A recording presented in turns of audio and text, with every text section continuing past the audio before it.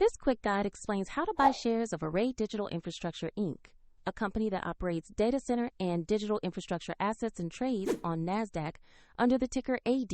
This video is educational only and does not constitute financial advice. To purchase shares, you need a brokerage account, and I will use eToro as the example to show the process.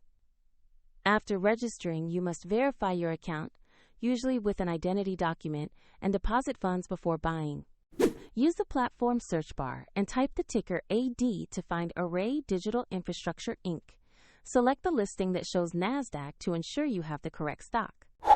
On the stock page, check the basic company information and the price chart to confirm the listing. Make sure the company name and NASDAQ ticker AD match before proceeding.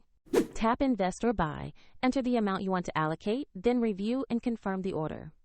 If the market is closed, the order may be queued until it opens, and if you lack sufficient funds, the platform will prompt you to add money before completing the purchase.